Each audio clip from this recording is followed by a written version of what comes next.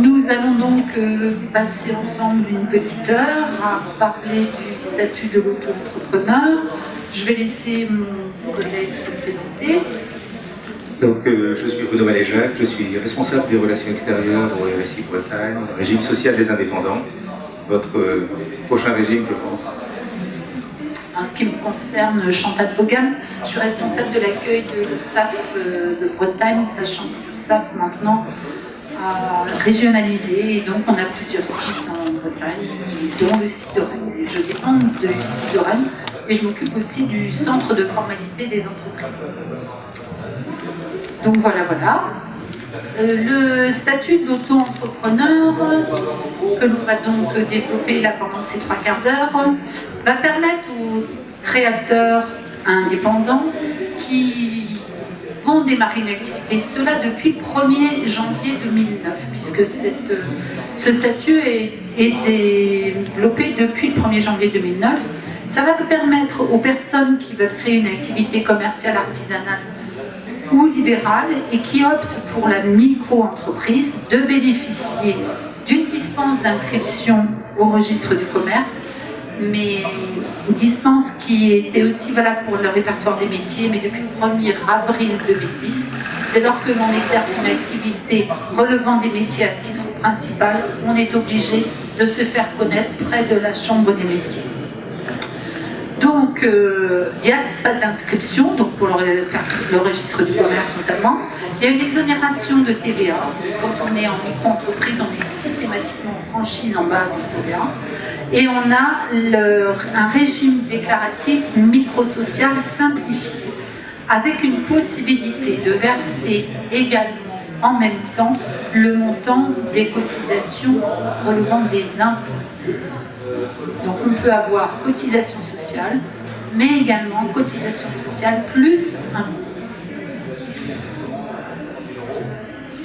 Donc les créateurs peuvent opter pour le micro-social simplifié lors de leur déclaration de début d'activité près du centre de formalité des entreprises, mais ils peuvent le faire également près du RSI dans les 3 mois maximum qui suivent la création d'entreprise. Donc là, ça permet effectivement de revoir la situation si on s'est à un moment peut-être trop précipité dans son inscription.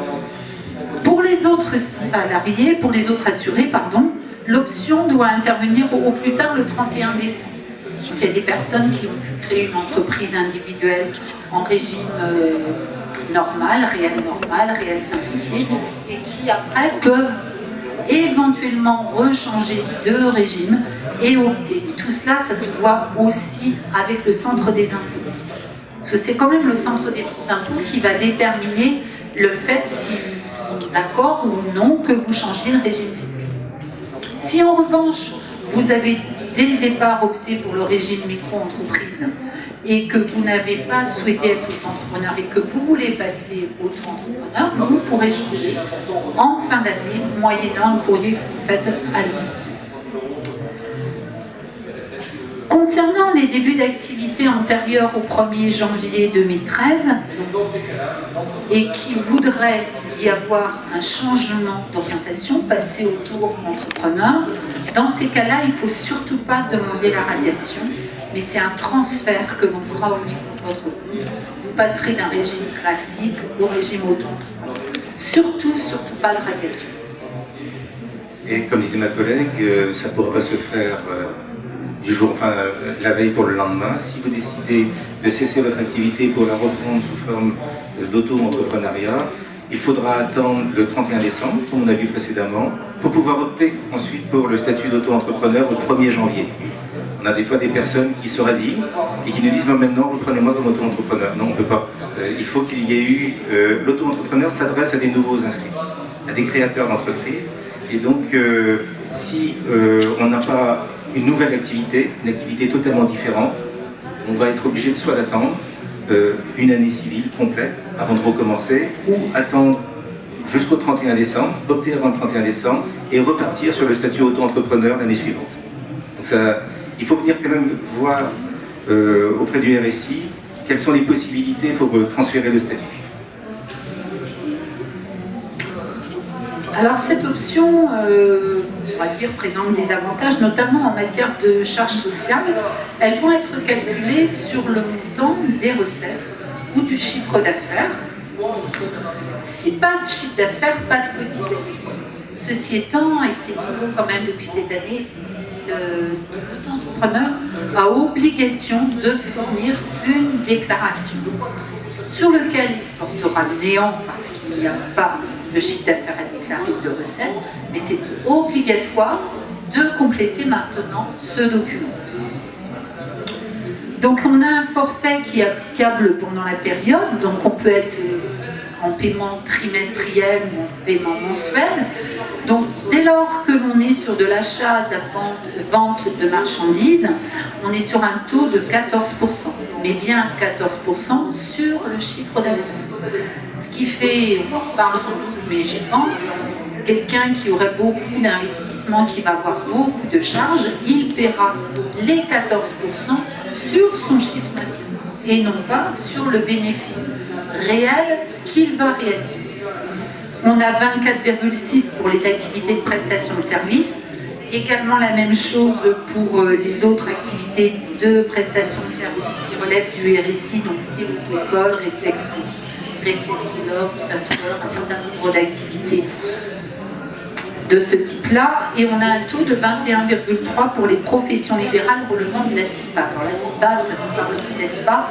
La CIPAV, c'est l'organisme de retraite pour les professions libérales qui ne soient pas des professions libérales, on va dire réglementées, donc, qui ne soient pas des professions médicales, qui ne soient pas des huissiers, tout ça. Il n'y a que certaines activités, professions libérales, qui peuvent prétendre au statut auto-entrepreneur. Bon là, par rapport à ça, aussi bien Bruno que moi-même, vous venez sur nos stands et on vous guidera par rapport à la profession que vous avez choisie. Surtout, quelquefois, c'est un petit peu complexe de déterminer si on est une réelle profession libérale ou si on est une profession rattachée au RSI. La frontière est bien mince et quelquefois des arbitrages ont été faits dans le passé pour dire que telle profession devait être rattachée au RSI, alors que c'est une profession qui, par nature, est libérale. Les auto-écoles, par exemple, ou des professions paramédicales, bon, c'est du libéral. Mais par décret, ils ont été rattachés au RSI. Donc, il ne faut pas essayer de chercher une logique dans tout ça. On a une liste, on a un fichier et on dit bon bah telle profession c'est chez nous, telle profession c'est une profession libérale. Voilà. Alors au niveau des cotisations, c'est donc des cotisations qui sont donc appelées globalement et qui sont recouvrées par le centre de paiement RSI, qui derrière le centre de paiement RSI est en fait l'URSSAF. Bruno en reparlera. C'est le RSI qui a délégué au SAP un certain nombre de fonctions, et notamment le recouvrement des cotisations. Donc quand on va recouvrer les cotisations, on va tout encaisser. C'est-à-dire qu'on va encaisser aussi bien la CSG, CRDS, la maladie, les indemnités journalières, la retraite, les allocations familiales, la contribution à la formation professionnelle. J'en profite, je ne le dis pas souvent, mais contribution à la formation professionnelle. On va voir plus loin, ce ne sont pas des taux très élevés, mais si on cotise à la formation professionnelle, ça permet après de bénéficier d'une formation et de voir avec l'organisme de formation si on va pouvoir justement bénéficier d'une aide pour cette formation. Donc on paye une contribution à la formation professionnelle, mais grâce à ce paiement de cotisation, on va peut-être pouvoir avoir une formation qui va nous être partiellement remboursée. Donc ça, il y a pas mal de personnes qui peuvent passer à côté de cette information. Et de manière générale, là où il y a cotisation, il y a prestation.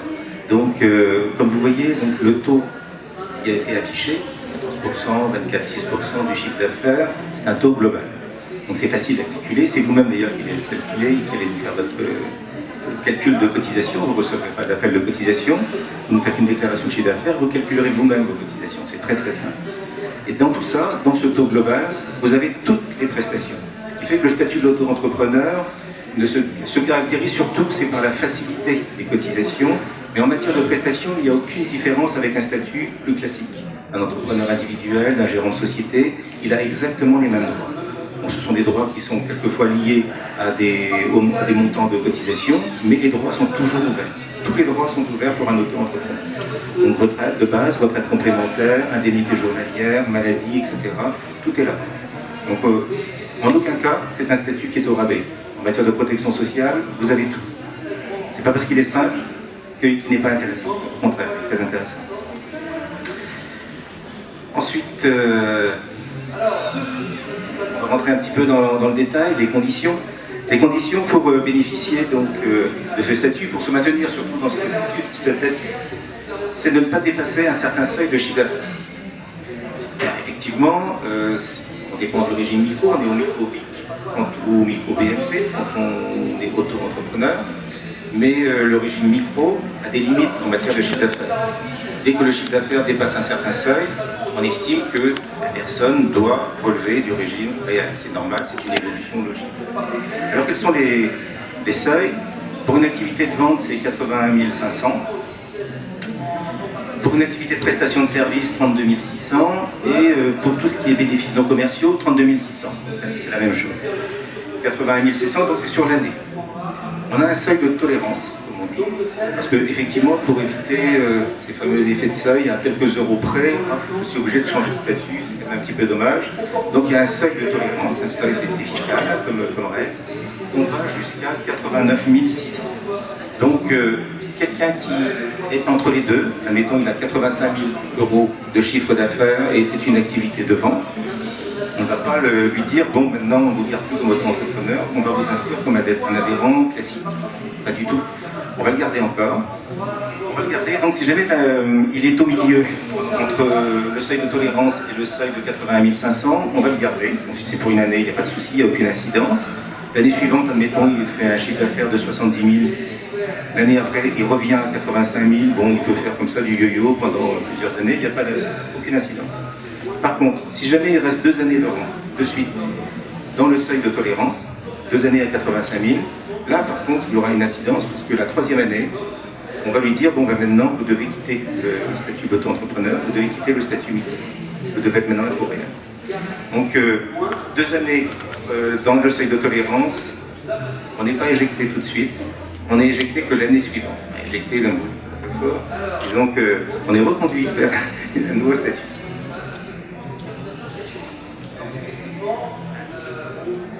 Donc, comme disait ma collègue, quand on choisit de cotiser comme auto-entrepreneur, on a aussi d'autres options. On a bien sûr la cotisation forfaitaire en matière de cotisation de sécurité sociale, qui vous offre une protection sociale complète, mais aussi on peut choisir le versement libératoire fiscal. Versement libératoire fiscal, quel est l'intérêt? On se met à jour de la partie fiscale, de ses obligations fiscales. Donc on se dit, bon ben au moins cette partie-là, j'aurais pas besoin de payer une 2e fois. Je sais déjà où j'en suis, c'est rapide, c'est simple surtout, c'est un taux forfaitaire. Donc on prend ou on prend pas. Par contre là, ce n'est pas une obligation. Quelquefois, on a des personnes qui pensent que parce que c'est proposé, c'est obligatoire. Pas du tout. Seule la cotisation sociale, les 14% ou les 24,6 sont obligatoires. Le versement libératoire fiscal, lui, est facultatif. C'est une décision personnelle. Quelquefois c'est intéressant, quelquefois ce n'est pas intéressant. Alors on nous pose la question, on nous dit mais qu'est-ce que je fais? Je prends pas. Posez-vous la question, est-ce que vous payez de l'impôt? Oui, je paye l'impôt sur le revenu, oui, je pense qu'avec mon activité, je vais payer de l'impôt sur le revenu. Bon, dans ce cas-là, c'est très intéressant, le versement libératoire fiscal. On voit les taux, on va les voir tout à l'heure, ce sont des taux qui sont faibles, qui sont inférieurs aux tranches marginales d'impôt, les plus faibles. Par contre, si vous ne payez pas d'impôt et vous savez que pertinemment vous n'allez pas payer d'impôt sur le revenu, ça serait une erreur de prendre le versement libératoire fiscal parce qu'il est libératoire pour tout le monde. Et les impôts ne vont pas vous rembourser si vous n'avez pas d'impôt à payer. Donc vous allez payer, tant pis. C'est comme ça. Donc c'est une question à se poser d'abord. Est-ce que j'ai intérêt à le faire ou pas? Donc les taux pour les activités de vente c'est 1%, donc on rajoute, c'est 14 plus 1, on arrive à 15. Pour les activités de service, c'est 1,7 et c'est 2,2 pour les activités libérales. Donc ça ne relève pas du RSI, ce sont les fameuses professions libérales attachées aux professions libérales. On va parler de la caisse de retraite CIPAD, donc ceux qui dépendent de la CIPAD. Ceux qui dépendent du RSI, ils auront le choix entre 2 taux, le 1% ou le 1,7%.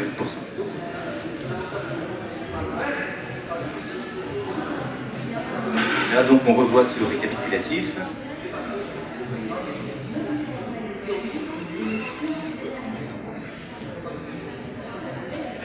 Et il faut aussi, on a pris le versement libératoire fiscal, additionner les deux. Donc vous avez des lignes qui vous sont indiquées dans votre déclaration de chiffre d'affaires. C'est très très bien fait, hein, c'est très simple. Quel est le chiffre d'affaires de la vente? Ok. Est-ce que vous avez donc le versement libératoire fiscal? Le taux est indiqué en face. Et vous complétez. Vous avez le chiffre d'affaires, le taux. Vous faites la multiplication vous-même et vous savez exactement le montant de la cotisation arrivée. Donc on a 4 cas de figure. Soit on fait de la vente, c'est 14% plus 1% pour la partie fiscale. Prestation de service, 24,6, ce qu'on a vu, plus 1,7% pour la partie fiscale. Les impôts ne font pas de différence, eux, entre une profession libérale rattachée au RSI ou une profession libérale qui dépend d'une caisse profession libérale. Donc c'est pour ça qu'on est obligé d'avoir 4 cas de figure. Donc si jamais c'est une profession libérale qui est rattachée au RSI, on a 24,6 et 2,2.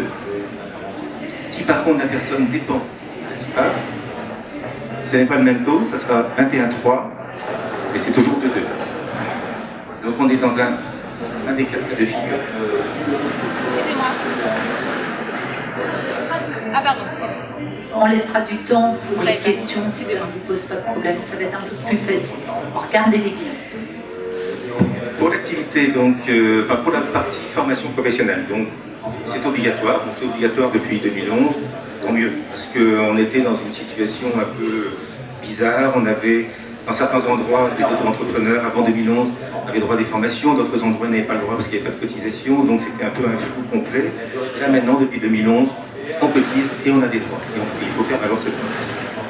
Si jamais donc, on est dans l'artisanat, c'est la chambre des métiers, on va voir la chambre des métiers, un catalogue, et vous êtes pris en charge, ils vous disent ce qu'il en est. Si jamais c'est plutôt une activité commerciale, à ce moment-là, vous vous rapprochez pour une aide. Il n'y a pas de catalogue particulier, c'est une aide qui est donnée. C'est auprès de l'AGFIS. AGFIS, A-G-E-F-I-C-E. Vous allez sur Internet, vous tapez, alors on vous demande de taper votre code postal, et il vous indique ainsi le site le plus proche. Alors ça change régulièrement, parce que ce sont des points relais en France, donc il y a pas mal d'évolutions. Vous allez sur Internet et là vous avez ça. Donc vous contactez la GFIS, ils ont besoin d'un dossier, vous complétez le dossier, ils vont vous demander bien entendu une attestation, comme quoi vous avez bien payé la cotisation de formation professionnelle. Là, vous le demandez. Actuellement, c'est auprès de nos collègues RSI Centre de paiement, c'est-à-dire auprès de notre l'URSSAF, pour avoir toutes ces informations. L'année prochaine, ça sera intéressant, on pourra la télécharger sur Internet. Mais l'année prochaine seulement. Donc, la déclaration de chiffre d'affaires est obligatoire. Auparavant, effectivement, quand ça a été lancé en 2009, on indiquait bien, si vous n'avez pas fait de chiffre d'affaires, vous ne déclarez rien. Ok, mais on était toujours dans l'ambiguïté. Est-ce que c'est un oubli ou pas? Là, maintenant, c'est clair, les personnes doivent déclarer, même s'ils n'ont pas fait de chiffre d'affaires. Donc, ils mettent 0. C'est tout, ils nous retournent donc leur fiche. Si jamais ils ne nous font pas cette fameuse déclaration à 0, nous, que va-t-on faire? On va faire une taxation d'office, qui est d'ailleurs assez dissuasive. En général, les gens réagissent, ils disent non, je me suis trompé, c'est 0, donc voilà ma déclaration. Et donc il faut toujours ramener son courrier, son papier. On peut donc payer mensuellement ou trimestriellement. C'est un choix qui est fait. Bon, si comment dire, on n'aime pas trop faire des formalités administratives trimestriellement, ça peut être pas mal. On fait que 4 déclarations par an, ça va, c'est pas trop complexe. Sinon, il faut se tenir sa déclaration mensuelle. Il y a des avantages, des inconvénients dans chacune des formules. De toute façon, au final, on cotise de la même manière. Alors l'intérêt, c'est donc du statut aussi, c'est qu'il n'y a pas de régularisation dans les cotisations d'auto-entrepreneurs. Une cotisation d'adhérent, donc d'entreprise individuelle, en gérant de société, lui, il va payer sa cotisation en 2 temps. D'abord, il y a une partie provisoire. Je paye sur les revenus que j'ai réalisés 2 ans avant, et je suis régularisé dès que j'ai eu connaissance des revenus. Un petit peu comme les impôts. On paye à titre provisoire et on est régularisé ensuite. Ou comme EDF. Là, c'est totalement différent. On paye sur un chiffre d'affaires effectivement réalisé, donc on paye sur un revenu connu. On a fait sa déclaration sur un revenu connu, On n'a donc pas de régularisation. Pour la gestion, c'est très simple. Comme ça, une fois que c'est payé, on est à jour. Et on ne reviendra pas sur cette période-là. Alors que dans l'autre statut, tant qu'on n'a pas payé la régularisation, on ne sait pas vraiment où on en est. C'est soit en plus, soit en moins. Là, au moins, c'est clair. Ça plaît beaucoup, ça, cette absence de régularisation plaît beaucoup. C'est la simplicité, d'ailleurs, dans le statut qui plaît beaucoup. Parce qu'en matière d'auto, il n'y a pas de grande différence par rapport à un adhérent classique. Alors qu'il n'y a pas de minimum de cotisation. Alors qu'un adhérent classique, il y a toujours des cotisations à payer, même s'il est à zéro. Et là, donc, il n'y a pas de cotisation s'il n'y a pas de chiffre d'affaires.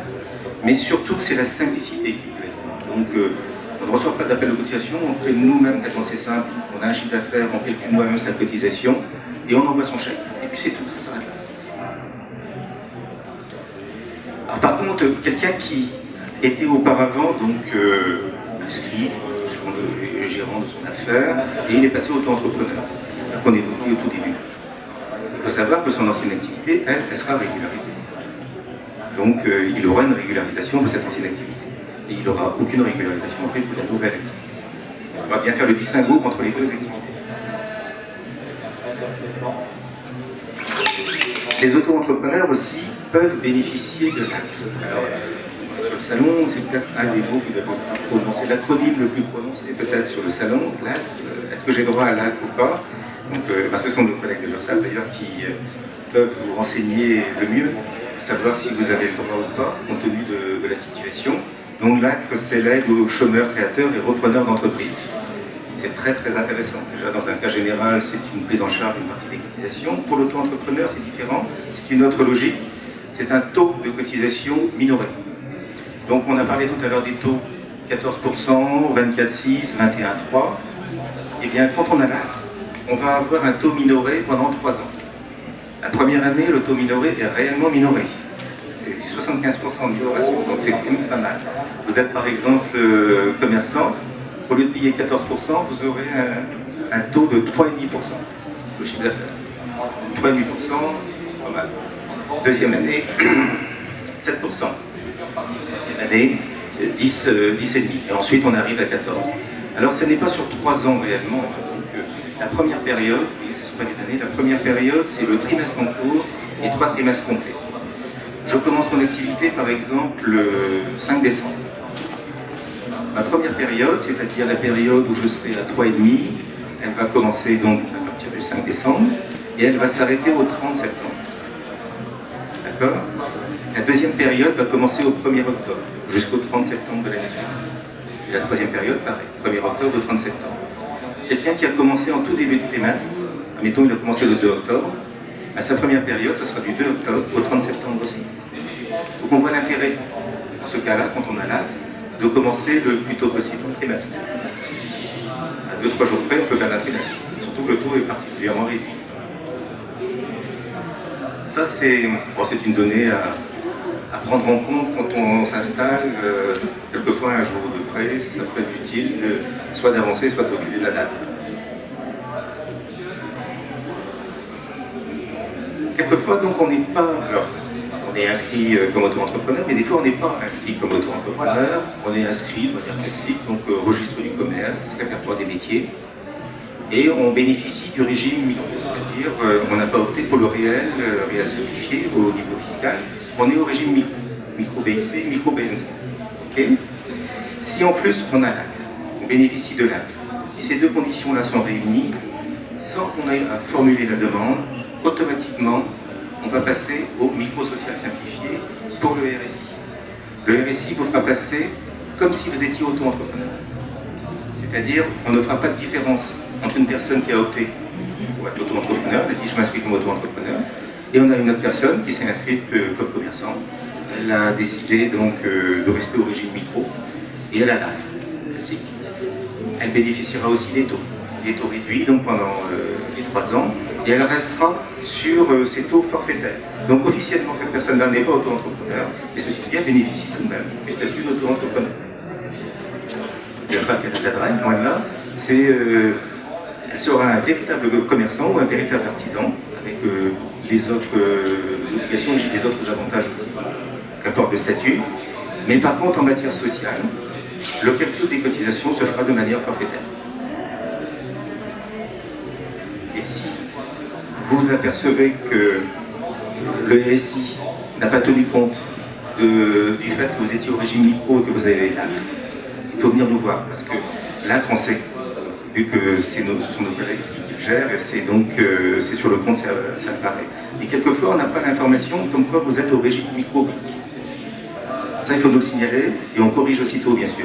On vous fait aussitôt le changement de catégorie en matière de cotisation. Si vous ne le signalez pas, ça, on ne pourra pas le deviner. Alors, des fois, on a l'information sur des liasses, mais pas toujours. Ou des fois, on n'a pas fait le rapprochement, enfin, il peut se passer plein de choses. Donc, c'est les données, mais on peut aussi perdre le bénéfice de l'ACRE. Ça peut arriver, notamment si on dépasse un certain seuil de chiffre d'affaires. Un régime classique, disons, on ne perd pas l'ACRE. Vous dépassez, c'est pas grave, on vous demandera des cotisations sur la différence, parce qu'on a une exonération de charges jusqu'à un certain montant. Un auto-entrepreneur ou quelqu'un qui est au micro-social simplifié, lui, si jamais il dépasse un certain seuil de chiffre d'affaires, va perdre le bénéfice de l'ACRE. Imaginons qu'il perde le bénéfice de l'ACRE dès la première année. Oui, de la deuxième année, de la troisième année. Et bien, il a perdu l'ACRE, tout simplement. Donc, on va lui appeler des cotisations sur des bases classiques. Imaginons qu'il soit, je sais pas, il est en deuxième année, et il est dans la période, dans la phase intermédiaire, c'est-à-dire il est à 85 000, l'exemple qu'on a pris tout à l'heure. Il a perdu l'ACRE, il est en deuxième année. Ok. Il reste toujours auto-entrepreneur, parce que bon, ça fait qu'un an, il est dans le seuil de tolérance. Mais bon, à quelques euros près, il a perdu cet avantage-là. Donc, faire attention à ça aussi.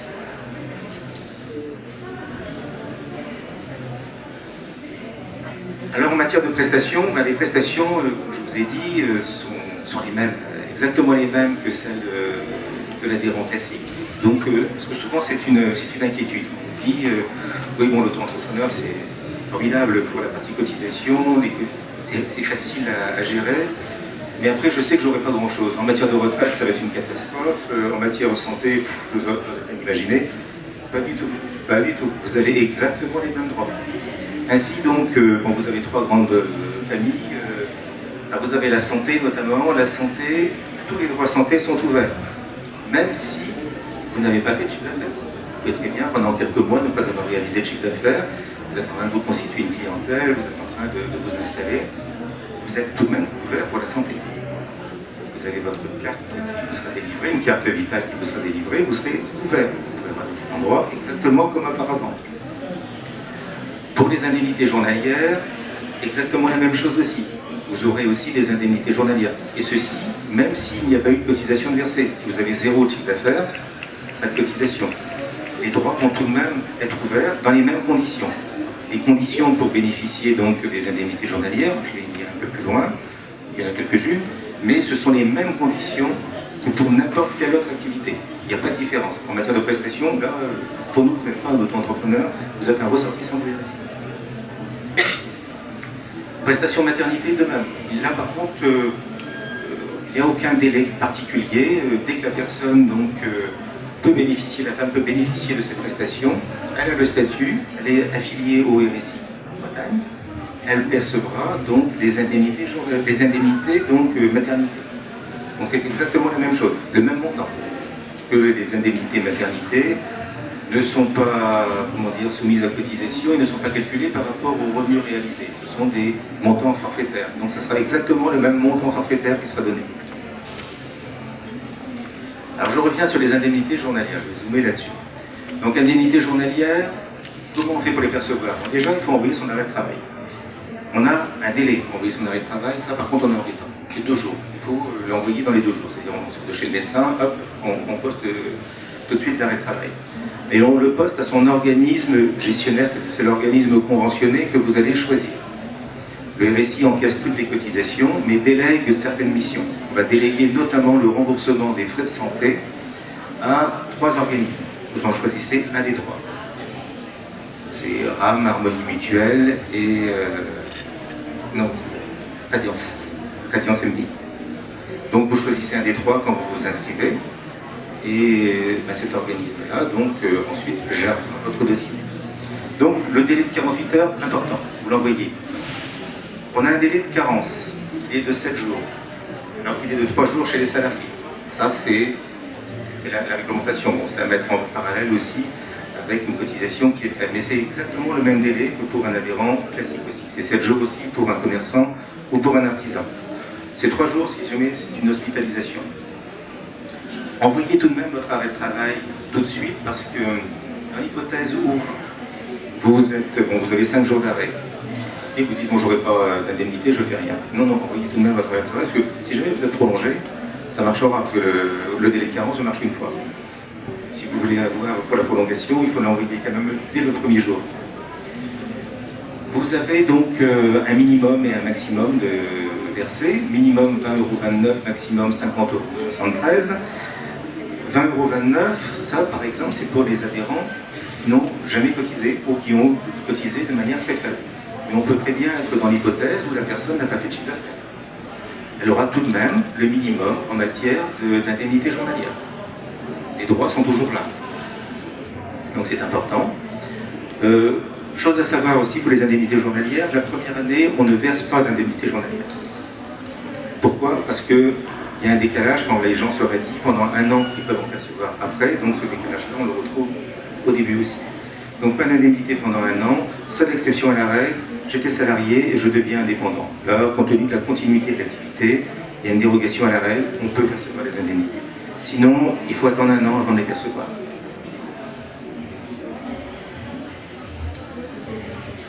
La retraite, sujet d'actualité. Et ce qui est bien, c'est que tous les ans, quand on fait l'intervention, la retraite est toujours le sujet d'actualité. Il y a toujours quelque chose qui se passe pour la retraite. Donc, la retraite. Donc, vous savez qu'en matière de retraite, il y a une notion importante, ce sont les trimestres.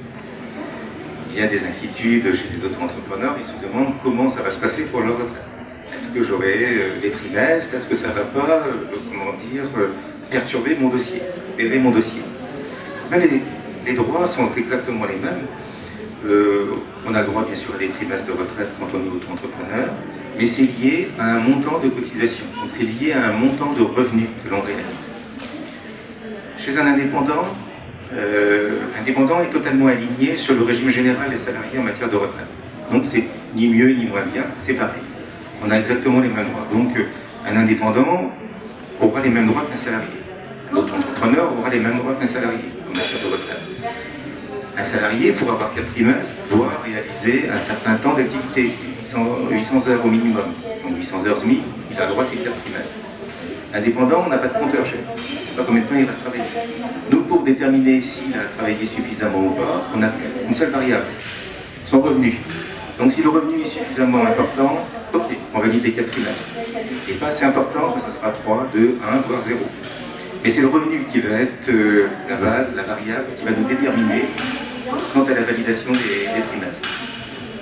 Alors il y a un chiffre magique à retenir, 800 heures SMIC en revenu, alors je ne parle pas de chiffre d'affaires, là, en revenu, ça correspond à 7 544 €. Quelqu'un qui réalise un revenu, donc un adhérent classique réalise un revenu de 7 544 €, même il le fait en 2 mois, pas de problème, on va lui valider ses 4 trimestres. Nous, l'essentiel, c'est qu'il ait fait ce revenu-là pour avoir ses 4 trimestres. L'auto-entrepreneur, ça se corse un petit peu parce que c'est du chiffre d'affaires. Donc il faut transformer le chiffre d'affaires en revenu.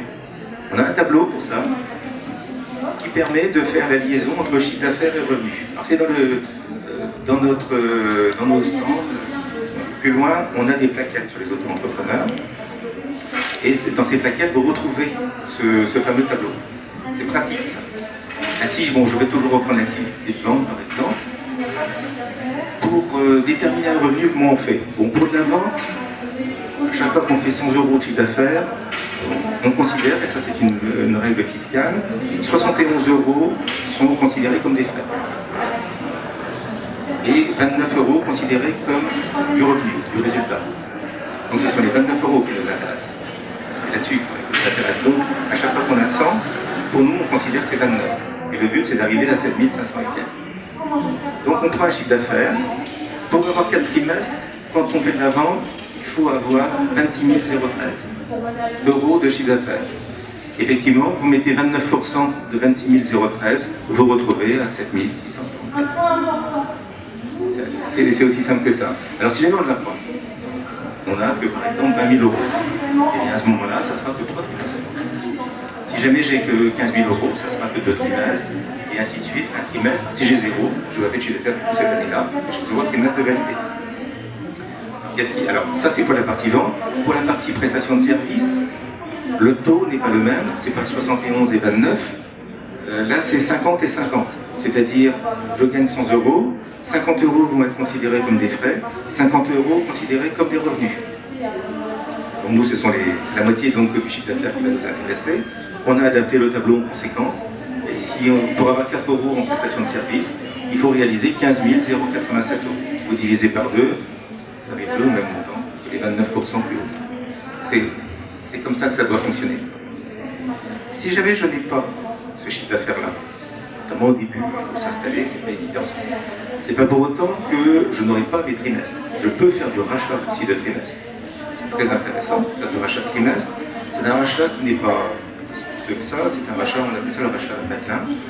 C'est du nom donc, du ministre de l'époque qui avait mis ça en place. Et ce rachat-là permet de faire de rattraper les trous dans sa carrière. Des fois, certaines années, je n'ai que 3 trimestres de validé parce que j'ai pas cotisé suffisamment. En classique auto-entrepreneur, on est tous en même cas. Donc on se rapproche du RSI et on demande le coût de ce rachat. Le coût, ça aussi, alors ça dépend des revenus qu'on a déjà réalisés, ça dépend de l'âge de la personne. Et pour vous donner une fourchette, c'est entre 400 et 1000 euros. 1000 euros, c'est le gros revenu, et ça commence à 400 euros à peu près. Donc c'est pas cher pour du rachat de trimestre. Si vous faites une comparaison avec d'autres rachats qui existent, rachat de Filion notamment qui est intervenu en 2003, là le montant c'est 4 000, 5 000, 6 000 euros. Donc c'est presque du 1 à 10 la proportion. Par contre le rachat Madelin, celui qui est intéressant, il faut le faire dans les temps. Il ne faut pas attendre. Si vous attendez trop longtemps, vous êtes fort clos. C'est-à-dire vous ne pouvez plus racheter. Actuellement, on peut racheter l'année 2006, 2007, 2008, 2009, 2010, 2011, c'est-à-dire les 6 ans après la connaissance du revenu. L'année prochaine, on ne pourra plus racheter 2006, on pourra racheter 2012, et ainsi de suite, et ça va se décaler. Alors l'erreur à ne pas faire, c'est de se dire, bon, ma retraite, je m'en occuperai plus tard, c'est sûr, je m'en occuperai plus tard. Pour l'instant, je laisse filer, je ne m'occupe pas de ça. On attend, 50, 9 ans, 60 ans, on prend ces informations, sauf que là, on ne peut plus faire grand-chose. On aura de l'information, c'est sûr, mais on ne pourra pas jouer sur son dossier. Alors qu'en faisant un point régulièrement, au minimum tous les 5 ans, voir s'il y a possibilité de racheter. Et quand on est auto-entrepreneur, c'est peut-être un besoin plus fort, parce que c'est peut-être difficile d'arriver au 4 trimestres. On peut racheter ça, donc on peut rattraper à des tarifs très très intéressants. Il ne faut pas hésiter surtout à venir nous voir ou nous écrire pour demander une étude de rachat. Après vous faites l'étude, vous faites pas, vous n'êtes pas tenu, une fois qu'on vous a annoncé le chiffre, d'y souscrire. Vous pouvez dire aussi, bon, j'ai des trous sur plusieurs années, bon je vais d'abord racheter l'année la plus ancienne, l'année prochaine je verrai pour les autres années. À partir du moment que vous êtes dans les clous, au niveau rachat, dans les dates de rachat, c'est bon, ça marche. Mais il ne faut pas sortir de ces clous-là. Alors, la sortie du dispositif. Donc, la sortie, donc, alors, pour l'instant, alors vous savez qu'il y a beaucoup de discussions actuellement sur le statut d'auto-entrepreneur, mais se discute depuis 2000. Il faut relativiser aussi les choses. Le statut, donc l'option n'est pas limitée dans le temps. Parce que beaucoup de personnes, même qui sont venues aujourd'hui, nous demandaient mais combien de temps je peux rester comme auto-entrepreneur. Au jour d'aujourd'hui, on vous parle, c'est illimité. Tant que vous êtes dans les clous, il n'y a pas de problème, vous pouvez rester autant d'années que vous voulez. Donc ça vous correspond, pas de souci.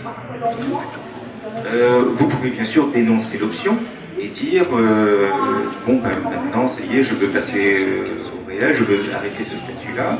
Qu'est-ce qui se passe? Nous on va vous conserver jusqu'au 31 décembre de l'année et au 1er janvier de l'année suivante, on vous appelle des cotisations, souvent une forme plus classique, que l'on connaissait auparavant. Donc mais il y a toujours l'année civile, comme disait ma collègue, c'est toujours l'année civile. On peut aussi donc sortir des dispositifs si par exemple on n'a pas réalisé de chiffre d'affaires pendant 24 mois. Si on n'a pas fait de chiffre d'affaires pendant 24 mois, bon, ça veut dire que ça ne marche pas, il faut arrêter aussi. Donc là c'est le RSI qui prend l'initiative et vous valide. Donc s'il y a une déclaration, il y a 24 déclarations, ou bien si ce sont des déclarations trimestrielles pendant 2 ans, on n'a rien, on valide. Personne n'a pas travaillé non plus, donc ça ne change pas grand chose. On peut aussi avoir une radiation si la personne, sortir du dispositif auto-entrepreneur, elle fait une attention d'activité. Cette activité-là ne relève pas du champ des auto-entrepreneurs. Une activité en URL, en société. Alors, on ne peut pas avoir un bout en société et un bout auto-entrepreneur. C'est global.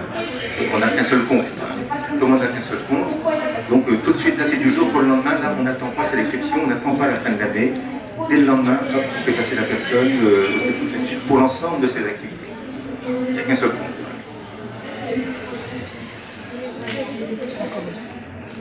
Et on peut aussi, donc, quand on dépasse les seuils, notamment, tout à l'heure on évoquait les seuils de commerçants, si on dépasse les seuils, attention, parce que nous, au RSI, on va vous garder jusqu'à la fin de l'année.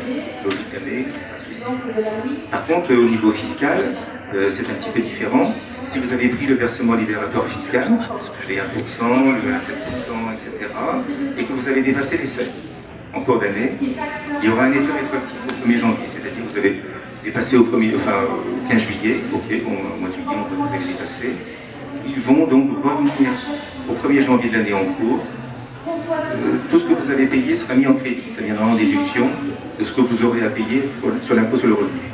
Mais il y aura un effet rétroactif. Là, ils ne vont pas réagir comme nous, ils vont pas attendre le 1er janvier de l'année suivante. C'est au 1er janvier de l'année en cours. Et attention, si jamais vous dépassez les seuils pour la TVA c'est le 1er jour du mois qui suit. Donc là, il faut suivre ça de très très près. Parce que quelquefois, on a des personnes qui dépassent les seuils, elles ne s'en aperçoivent pas. Elles travaillent, ça marche bien. Et 4-5 mois après, elles reçoivent un courrier des impôts en disant « Vous avez dépassé les seuils, donc chez nous aussi, au même moment. Vous avez dépassé les seuils, donc 1, vous n'êtes plus auto-entrepreneur, 2, vous n'êtes plus au régime micro. Comme vous n'êtes plus au régime micro, il y a 4-5 mois de TVA, là, maintenant, on va vous faire un rattrapage, un rappel. Vous ne pouvez pas aller demander, bien sûr, à vos clients de payer la TVA. Donc c'est pour ça qu'il faut suivre votre compte régulièrement. En suivant, il n'y a pas de souci, on y arrive. Si vous en aidez, autrement on y arrive aussi. Mais il ne faut pas laisser filer les choses, c'est ce que je veux dire.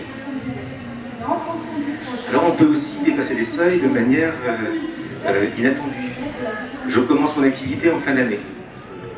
Okay. Je commence par exemple mon activité le 15 décembre. On a eu un cas une fois. Et la personne, bon, elle a eu un contrat, ça a bien fonctionné pendant quelques jours, donc elle a fait un certain chiffre. Ce chiffre-là, nous, on va le ramener sur l'année sur 365. Pas pour la cotisation. La cotisation, elle va payer exactement en proportion de ce qu'elle a gagné. Mais par contre, on va annualiser sa cotisation. On va annualiser plutôt sa cotisation. On va la ramener sur 365 pour la comparer au seuil. Imaginons qu'elle ait gagné, je ne sais pas, 5 000 euros ou 10 000 euros sur 15 jours. Vous ramenez ça sur 365 jours, vous dépassez, vous explosez complètement le seuil. Et alors la personne elle a l'agréable surprise de voir, elle a perdu le statut d'entrepreneur. On a dit, mais non, j'ai 5 000 euros, je suis bien, je suis en dessous du seuil, oui, mais année à l'année, c'est pas ça. Elle avait l'acte, elle a perdu l'acte aussi. Donc ça peut être assez rapide. On a eu des cas, donc il faut le savoir. Quand on commence en fin d'année, c'est une chose qu'on doit toujours avoir à l'esprit. Est-ce que année à l'année, mon résultat me fait dépasser le seuil? Quand on commence en début d'année, ça va. Amener sur l'année, ça va tout seul. Et en fin d'année, vous commencez les calendriers pour les périodes de Noël, parce que des fois on a des marchés les périodes de Noël. Il faut faire attention à ça. Parfois, ça peut être une opportunité, d'autres ça peut être une menace. Par exemple, le vieillissement de la population, si vous êtes dans le service à la personne, ça peut être une opportunité, parce que les personnes âgées ont besoin de plus de services. Comme je disais, donc perte immédiate de la franchise TVA et effet rétroactif au 1er janvier pour le versement libératoire. Parce que la population vieillisse, normalement, les personnes âgées ne sont pas trop utilisées. Alors, le versement libératoire fiscal. Donc, quelqu'un a pris le versement libératoire fiscal, parfois je paye de l'impôt sur le revenu, autant payer un taux très réduit, même très intéressant ces taux-là. Qu'est-ce que je dois faire après pour ma déclaration de revenu? Il faudra déclarer tout de même si on a pris le versement libératoire fiscal, il faudra déclarer ce chiffre d'affaires-là sur sa déclaration d'impôt. La déclaration d'impôt, on en fait tous, tous les ans, c'est une 2042, donc si vous avez la curiosité de voir le chiffre, c'est 2042. Après, des 2042, il y en a pas. Et celle qui vous intéresse, vous, ce sera la 2042C. il y a les cases avec le versement libératoire fiscal. Donc il faut juste indiquer dans la case versement libératoire fiscal, vous avez pris cette option-là, et le montant du chiffre d'affaires. C'est pas fait pour vous faire payer 2 fois l'impôt, pas du tout. Vous ne paierez pas une deuxième fois l'impôt. Et par contre, les impôts ont besoin de ce chiffre-là pour calculer l'impôt sur les autres revenus que vous pouvez éventuellement avoir. Votre conjoint, par exemple, peut très bien être salarié. Et on a besoin de savoir quel est le montant global de vos revenus pour savoir quelle tranche on va appeler vos conjoints. Sur le conjoint, mettons que vous êtes marié femme, il n'y a pas d'enfant, il y a 2 parts. Si on bénéficie des 2 parts, c'est normal qu'on le compare aussi avec un revenu total.